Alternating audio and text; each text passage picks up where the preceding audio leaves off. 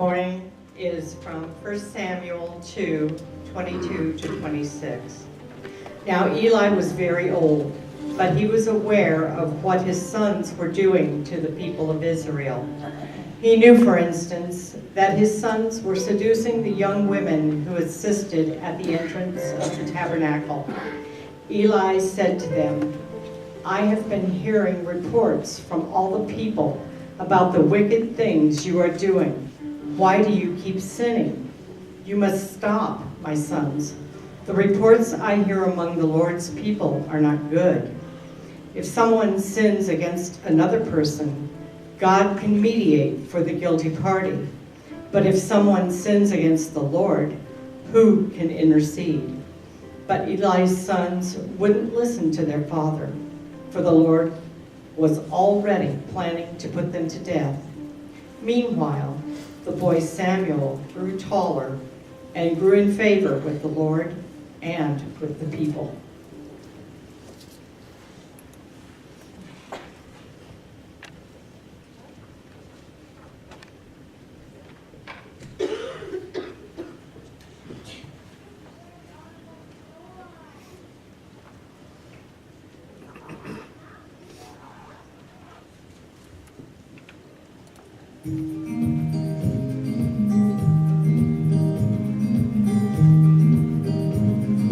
That God doesn't want us to carry the burdens around. When I grew up, my parents taught me that Jesus loves us no matter what we do, and He will always forgive us no matter what we've done.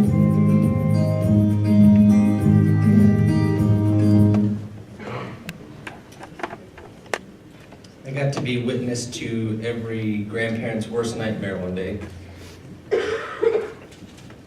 We'll call the kid Bobby. He must have been elementary school, early elementary school, and you could hear the grandparents screaming through the house, "Bobby, where are you? Bobby, where are you?" Even the neighbors got involved after a while.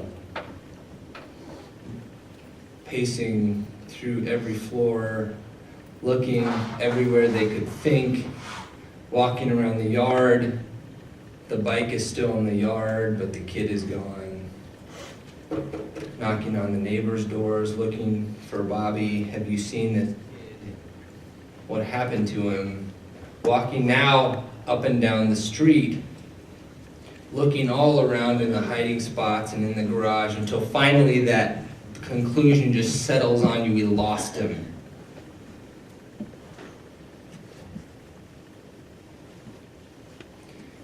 Have you ever had one of those moments?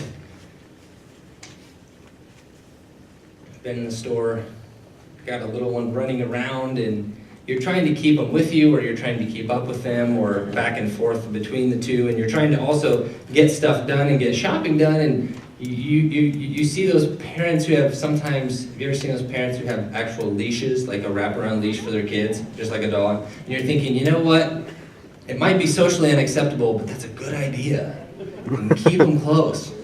And then as you're getting something and you're checking into a label or you're looking at something, comparing the price, and your kid is squirming around right there, all of a sudden you look back and it must not have been 10 seconds. And at first you're a little annoyed, and so you begin to kind of look around the aisle and call their name, and then you look around the next aisle expecting them to pop out, and they're not there. And now all of a sudden your pulse starts racing, and you have to make a decision. Do I go this way or this way? They could have gone either way, and if I go the wrong way, they're going to be farther away than if I go the right way. I could find them. What happens if somebody else finds them first? And so you start making faster decisions, and your pace picks up, but you don't want to cause alarm, because they're probably just around the next aisle. And then eventually you find 2 or 3 aisles down the road, they're not there. Now you start to call a little bit more frantically, and your pace starts to pick up to the point where you don't care if anybody else sees or knows or thinks you're crazy, because now you're really concerned, and now you're debating again. Do I start screaming their name, or do I start soliciting help from the random people to look for them, or do I get the store employee, which might give them more time to get away, or God forbid something else worse happened? Lost him.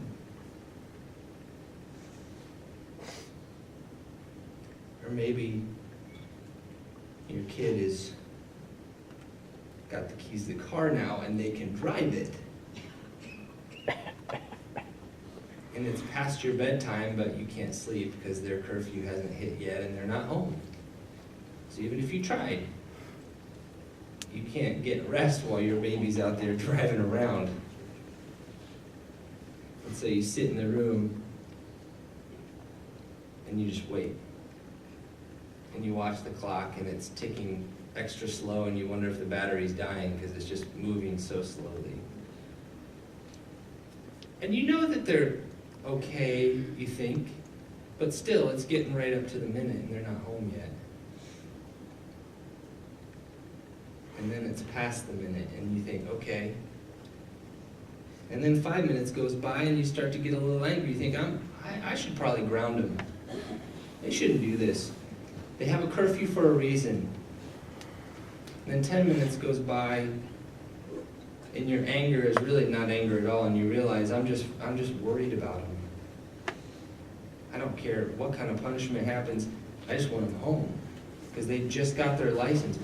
What happens if they got the wreck? What happens if somebody else was driving foolishly and crossed over the line? What happens if something happened at the party that they were at school?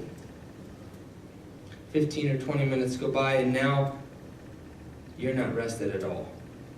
There's nothing about sleep that's even on your mind. You're just worried about getting your little one home, even though they're not so little. And then you start in the debate in your head, okay, do I get dressed, do I throw some jeans on and go wait by the door? Do I call them? Why aren't they picking up? Went to voicemail, what does that mean? Do I go looking for them? Should I start calling their friends? How early is too early to call the police and report a missing person? It's been a half hour. That's maybe not a big deal to other people, but when it's your kid and they're gone and they're not responding and they're new to this whole driving thing,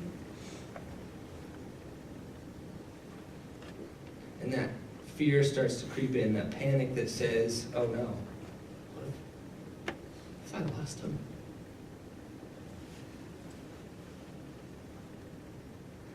Or maybe it's later when your kids don't come home anymore because their home is somewhere else. But when you talk to them, there's that growing little quiet concern. And you just don't want to believe it, but the evidence points that way, and you tell yourself, I'm not sure that's true, but deep down you kind of know something's not right. I think they drink a lot too much. I think this is taking over. Or I think she's off in college now, and I think she's just taken on the morals of all her college friends, and I think she's just giving away herself to feel loved. I'm not sure, but it seems like it's happening.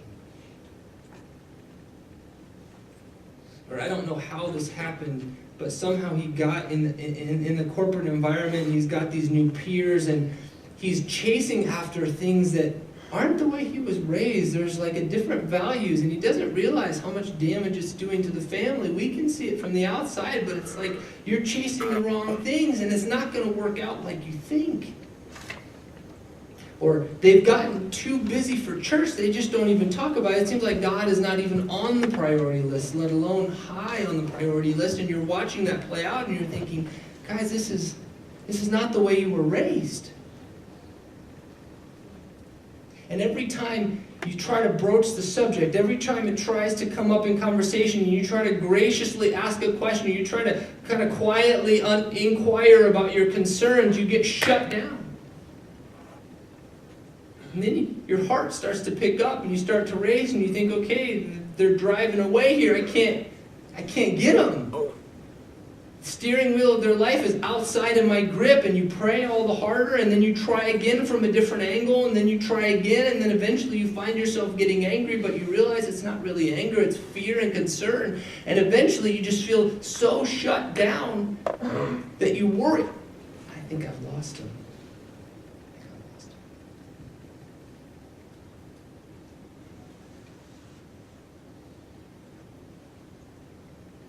I want to to tell you 3 stories from 1 Samuel, straight out of 1 Samuel chapters 1 through 8. 3 stories of 3 different parents today.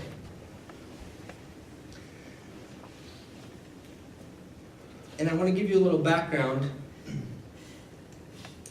of where we are in the history of the Bible when you hear this, because it'll help set the tone.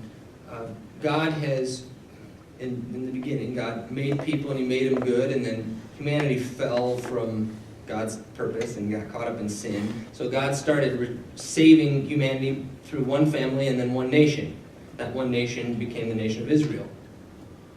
God rescued that nation from slavery and then put them in a land called Canaan, and he was going to establish a nation that would be a launch pad for his salvation plan to the whole world. So we're in that time where the Israelites have settled in, they've settled into this new land.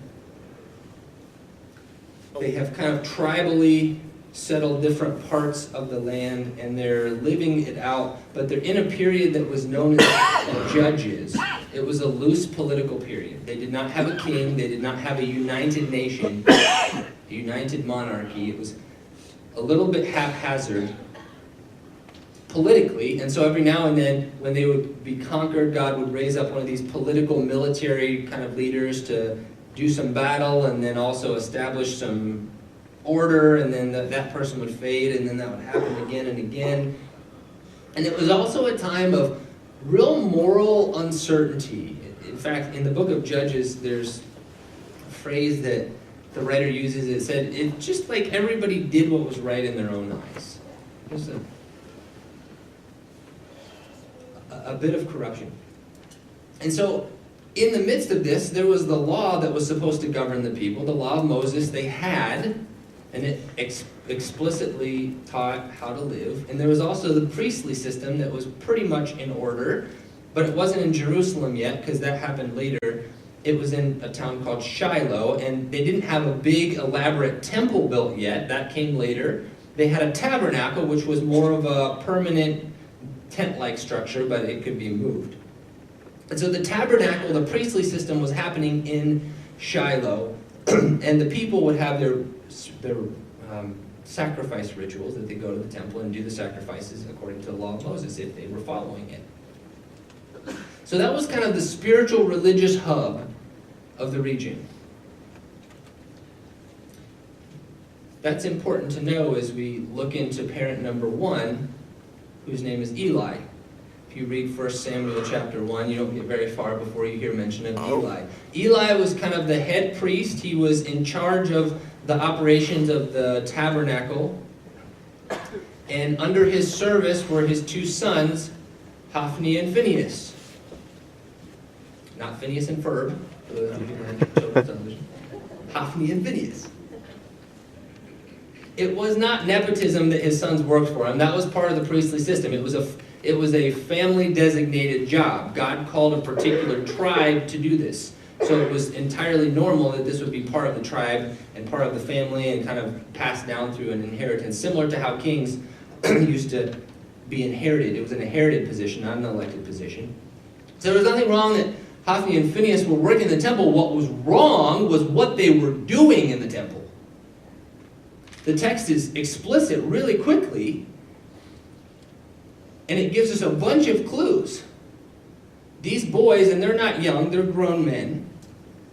These boys would take the sacrifices, so when people would bring their animals and they would sacrifice, they were supposed to sacrifice, and then the priests who were serving were supposed to get a portion of that sacrifice as their compensation. That's how the priests were. That's how the priests survived. They didn't have the allotment of land. It was sort of the tithe from the offerings that they gave. But these guys would totally break the proper way of doing it. What they would end up doing, instead of letting the people offer their sacrifices to God first, and then taking their allotted portion, they would intercept people before they even offered the sacrifice and demand the meat. And if they wouldn't give it up, they'd take it by force. And then, not only would they demand this totally improper way of stealing the sacrifice from God, they would eat parts of the meat. This does not sound like a big deal to you and I, which part of the meat is eaten, and we don't do that kind of sacrificial system. But when this stuff is prescribed, and they're obviously taking over and totally dishonoring the Lord in the process by taking that and stealing it, and also eating the parts of the meat that were not, the fatty parts of the meat that were not supposed to be eaten, this was a direct affront to God.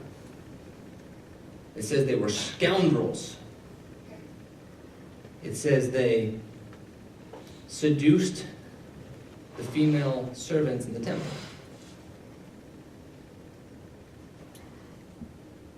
Well, this is a problem. So their dad and their boss, Eli, the text says, it's actually the text that Pat read for us, you heard what she read. He went to his sons and he kind of gave them a slap on the wrist. Guys, what are you doing? Don't do that.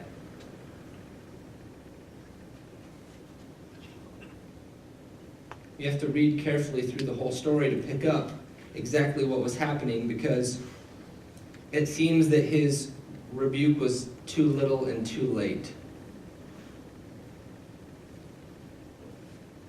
Eli's sons, they may have been too old as men that they could have been rebuked by their father. They were men.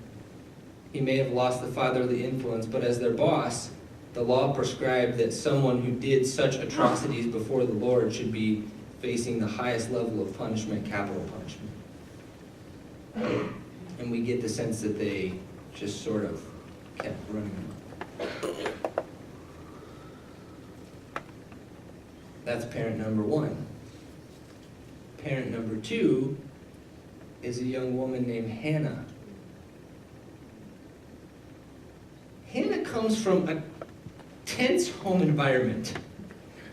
She's married to a man named Elkanah, and she has a sister wife named Peninnah. So her husband's other wife is able to have children, which is a huge, huge deal for them. But Hannah's not able to have children. And so even though her husband kind of likes her better, there's favor over here with Peninnah because she's the one that's having kids. So Hannah's in a tough spot. She's married to someone who has kids with someone else. And that created a lot of tension.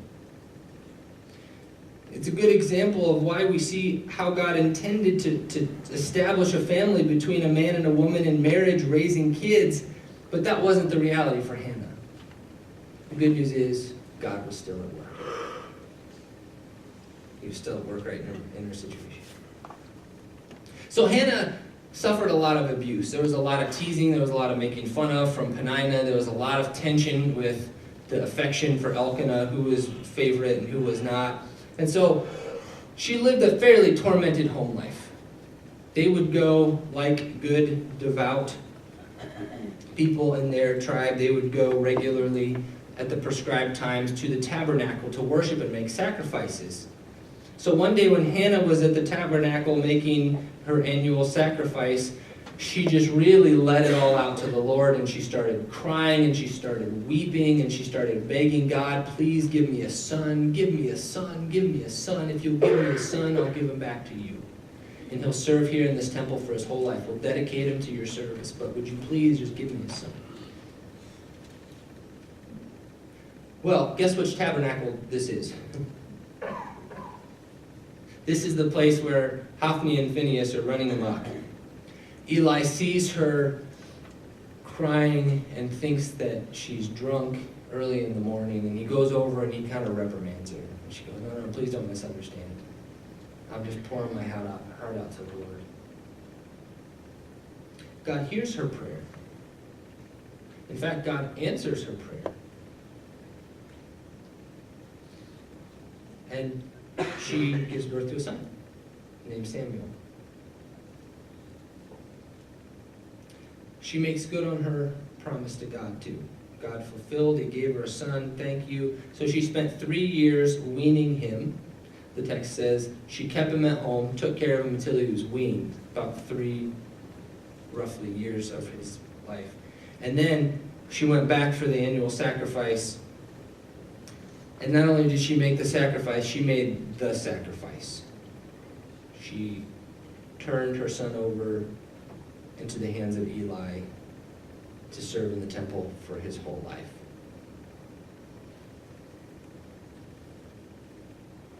Now, as a reader, you and I should probably be fairly uncomfortable with that.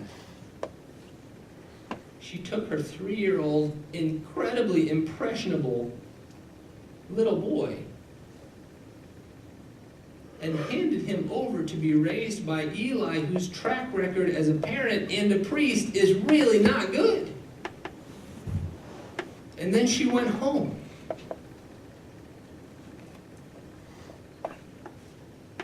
How is this kid going to turn up? And look at his older brother images that he's got to look up to. Hey, Uncle Hophni, how are things going? What are you doing? I don't know if I want to be like you. Parent number 3 is later Samuel himself. Samuel grows up in the temple under Eli's, not just his professional direction, but also his personal. He kind of was a father, a grandfather figure to him. Samuel grows up and one day hears the voice of God late in his boyhood, and this was rare. The text says not a lot of people heard words from the Lord in those days, but God started speaking to Samuel. Eli actually recognized it to his credit and sent him back and said, "The Lord is speaking to you. Listen to what he says." Well, it was not what Samuel wanted to hear, and it certainly was not what Samuel wanted to tell Eli, because what the Lord said was, "I'm going to bring judgment on the house of Eli." He's going down, and his sons are going down with him. In fact, 2 different times in the text, God specifically called out and said, "Eli, you have honored your sons above me. You will know that I'm cleaning house and bringing the discipline that you did not bring when both of your sons die on the same day, and your entire family career will not continue. None of you will be priests." And he says, "I will raise up a faithful priest who will do my will and carry out my desires." That's not what you want to tell your surrogate grandfather. What did the Lord say, Samuel? Well, he said you're all going to be destroyed. Please don't hurt me. To Eli's credit, he submitted to the Lord and said, "The Lord is the Lord. His will is what needs to be done." As Samuel grew up, he watched this family go down.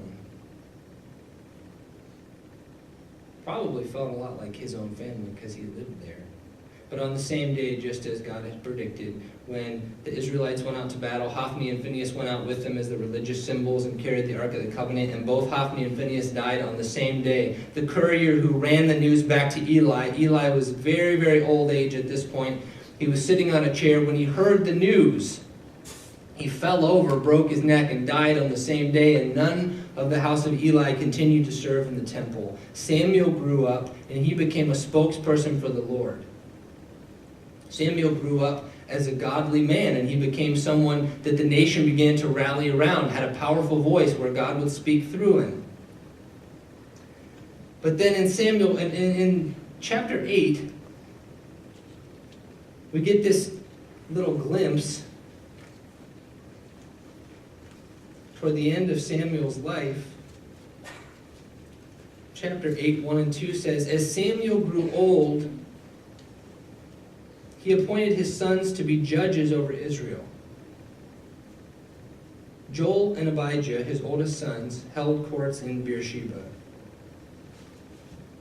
But they were not like their father, for they were greedy for money.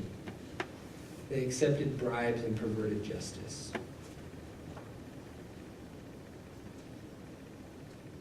Think Supreme Court justices who will let a murderer or a terrorist walk for the right price. Now, Eli, we can glean from the text, Eli was implicated in his son's wrongs. We get the clue that he probably did a lot of the things himself that sort of brought his sons into a bad reputation. I mean, for Eli, think of it this way. Imagine the largest church in America, and the senior pastor of that church hired 2 of his sons on staff, and those sons were stealing money, they were embezzling money from the church, they were driving around in really, really expensive cars, and they were seducing and sleeping with girls in the youth group and some of the volunteers in the college ministry, and Dad brought him into his office and said, "Boys, you need to stop. I'm serious. I'll go back to work." I mean, we're talking about a morally corroded situation. We get that from Eli's story and his culpability in it. We don't get that for Samuel's story, though. It doesn't tell us. For all we know, Samuel could have done everything right, not just as an example, but he could have been a great dad. He could have been a great boss. And it says, but yet his sons did not follow in that way.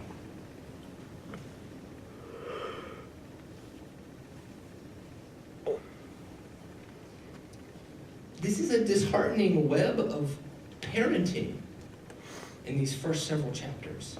And part of the reason it's so disheartening is because it just seems to ring so true to life. I mean, don't you know people who were really great parents and their kids grew up to be really upstanding kids and adults and followed in their parents' footsteps? Don't you know parents who were really great parents and raised their kids to follow the Lord and whose kids went totally the other direction?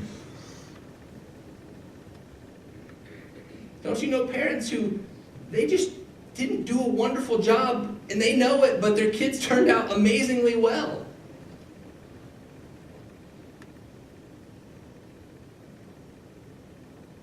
And we have all 3 of these mixes going on here. I mean, Eli, he must have done something right with Samuel, or maybe it wasn't to his credit at all, but Samuel really grew up to be a great young man. Maybe he had learned from his mistakes with Hophni and Phinehas, but he's also culpable and implicated in their wrongs, both as a father and as a high priest. And yet, even in the end, you get this sense that there's a soft-heartedness toward the Lord and a willingness to accept the Lord's discipline and a willingness to allow God to step in, not just in judgment, but to fill in where Eli lacked. Eli failed to discipline these people, and the Lord did it, and he seemed to submit to it. With Hannah, she went into being a parent from the very beginning with something that we often fail to see till it's way too late. She went into parenting with her arms wide open, saying, "God, this is your child."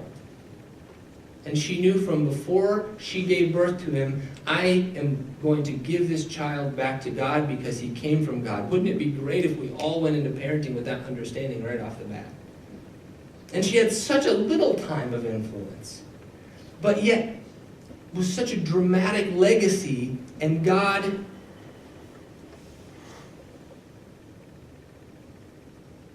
when her son was out of her hands, God was still with him.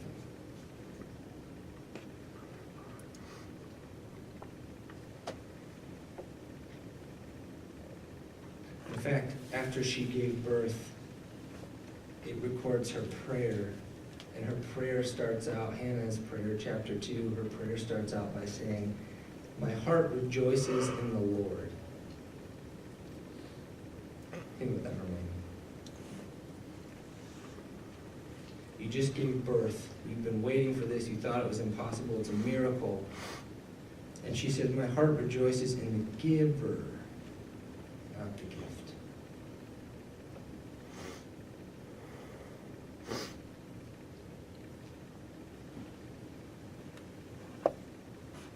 Samuel, at the end of his life, when his sons are turning the other direction, he still seems to have a willingness to follow God and follow God's will to anoint a king, the first king Israel ever had, who would end up overrunning. It basically was the end. Anointing that king meant his sons were overturned. They lost their positions.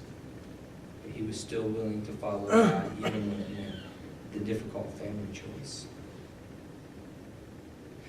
I know that there are some of us in the room who you want to pass on the torch of faith. You want to do that. And some of us in the room who feel like you have failed.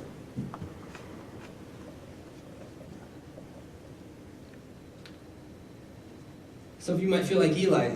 As you look back on the history, as you look back on your life, you say, man, I was at least partly responsible. I did things wrong. I didn't know everything that I was doing. I made some mistakes. Maybe I could have done this better. Maybe I could have done this better. And I know I should have done that better. And look what happened. Look at all the mistakes that I made that now my kids are suffering for. And now my kids are repeating, or my grandkids, or my nephews or nieces, or a friend who I influenced. And my goodness, I wish I could go back and do that again. There's a very poignant moment where Eli is trying to reprimand his sons too little and too late. He says, guys, if somebody sins against a person, God will mediate for them, but who can mediate when we sin against the Lord? Hear this. This is a priest talking to priests. Priests are the mediators between God and men. And you can feel the despair in his voice. Guys, who's going to intercede for you? You're the priest. You're supposed to be the mediator, and you're offending God himself. How are we going to fix this?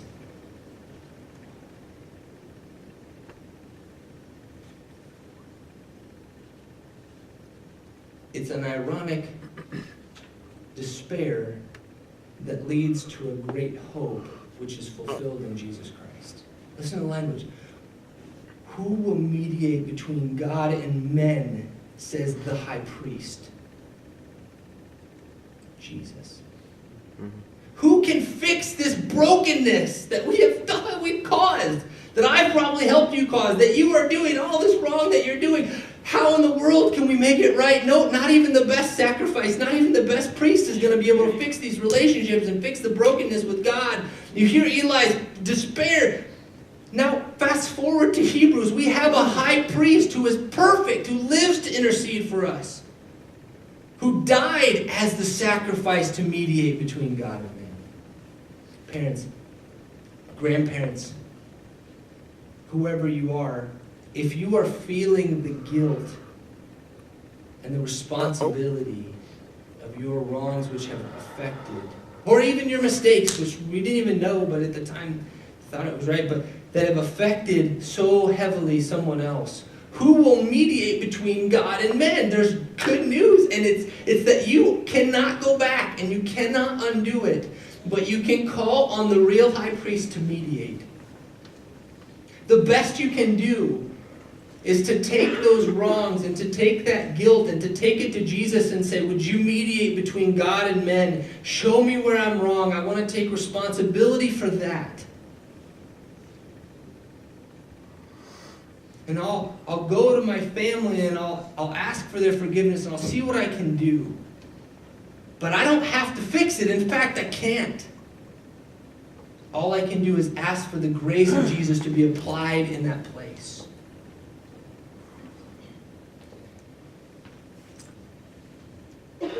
And by doing that, I've given my kids or grandkids or whoever the best example they could have, because that's exactly their route to salvation.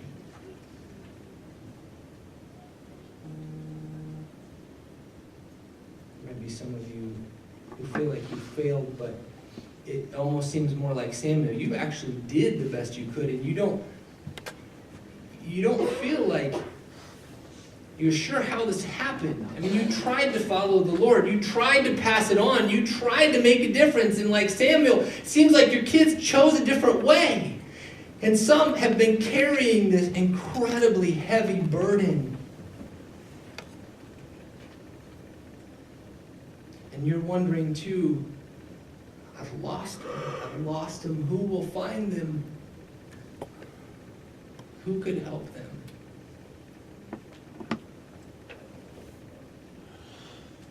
Here's Hannah's simple and faithful example. Knowing that when my kids are out of my reach, God is there. Guys, I hate telling you this because I know it doesn't make it easier. And I know it doesn't take away the seriousness. But you cannot hold the guilt of someone else's choices. I mean, you can.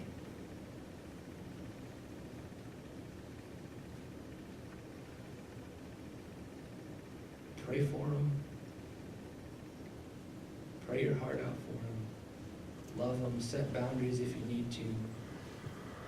Forgive them 70 times 7 times. But you can't bear the cross that was not meant for you.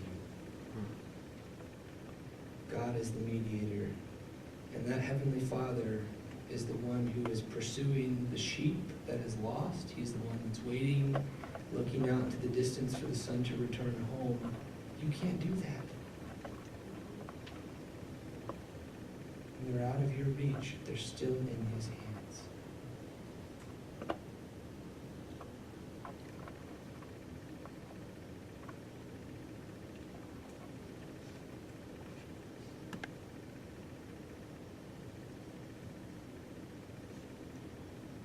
All the while, those 2 grandparents were walking through the house, calling out my name. I heard them. I was actually sitting in the bathroom. The kid's name wasn't Bobby, it was me.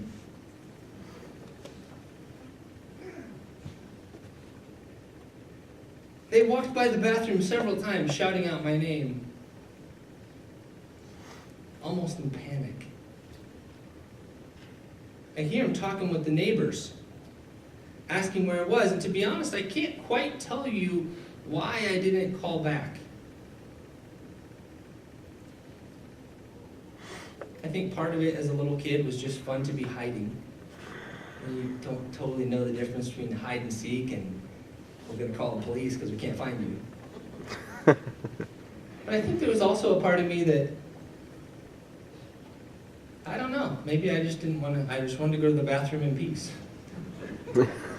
Or maybe part of me was a little embarrassed of being discovered from the big hunt as this got bigger and bigger and it was a bigger and bigger deal, and here I am sitting on the toilet. How disappointing and embarrassing of a conclusion to this saga. I just felt a little embarrassed. But I didn't know. Now I do. As an adult, I didn't know the panic that was pulsing through their veins.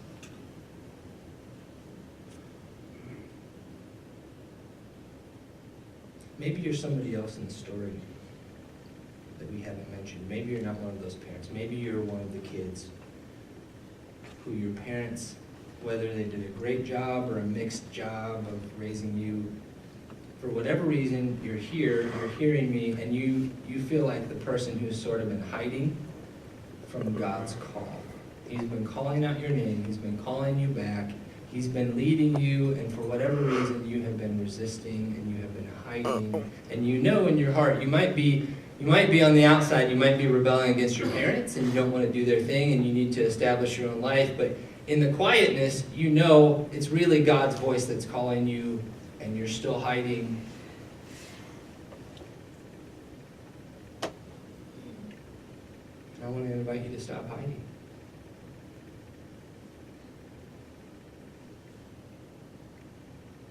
It's amazing how God works, because He's calling out, except He actually knows where you are.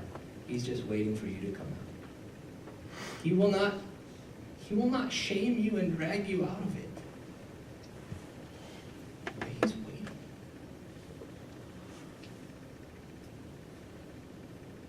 If you don't do it today, you can do it tomorrow. Hopefully there is a tomorrow for you. But you can do it today too.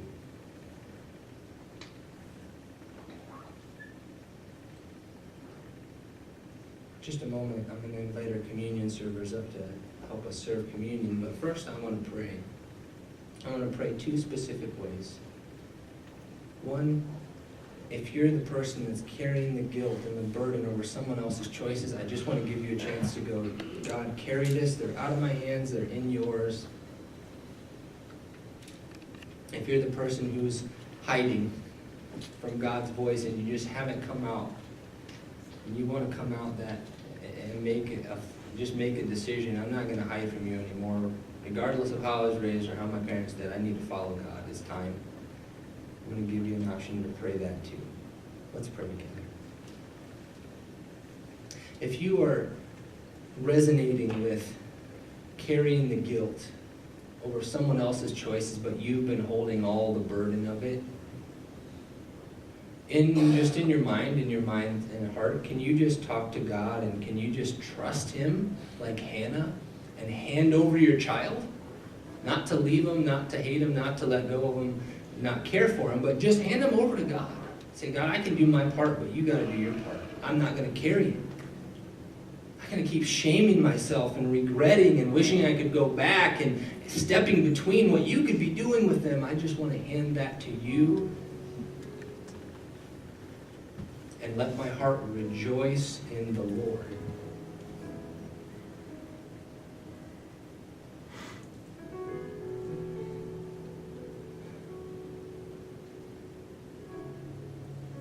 If you're here this morning and something I'm saying is stirring something inside of you about coming home, about coming out of hiding and actually responding to God and getting things right with God, just take a moment. Just talk to Him in your mind. He'll hear you. He already knows where you are. Just tell Him you're sorry. Ask Him to forgive you for the wrongs that have been keeping you ashamed from coming out of hiding. He'll forgive those. Ask Him to receive you and to guide you and to love you. And then follow Him, submit to Him, humble yourself to Him, give your life to Him. He loves you more than you could know.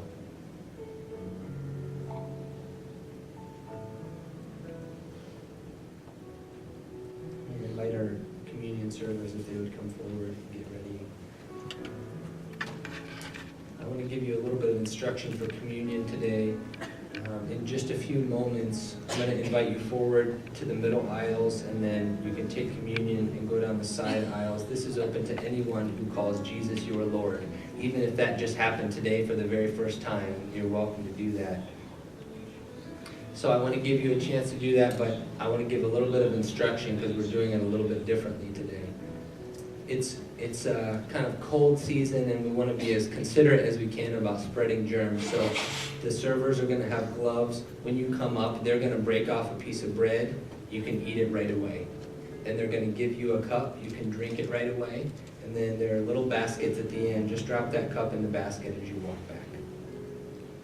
If you today made a decision to come out of hiding and give your life to God and turn around and ask for forgiveness, I just want to encourage you, once you've shared communion, go hang a cross in the back. We've got that big plus back there with crosses. That's for us to celebrate anytime somebody makes the decision that you've just made. Nobody will be watching or anything like that, but you can just celebrate and make that mark tangible in your life. If you can't make it to the front, just wait until everybody's come and then raise your hand. The servers will come down the aisles and look for you, and they'll serve you in your seat. If Jesus is not your profession of faith as Lord, you're welcome to come forward and just put your hands together and say blessing, and the servers will pray a prayer of blessing over you, or you're welcome to remain in your seat if you'd like. On the night before He was crucified, Jesus was with His disciples. He took the Passover bread and He broke it and He gave thanks and He gave it to His disciples and He said, "This is my body broken for you. Do this in remembrance of me." Then He took the cup and He blessed it, He gave thanks, and He gave it to them and said, "This is my blood shed for the forgiveness of sins." A new covenant, a new chance, a new hope.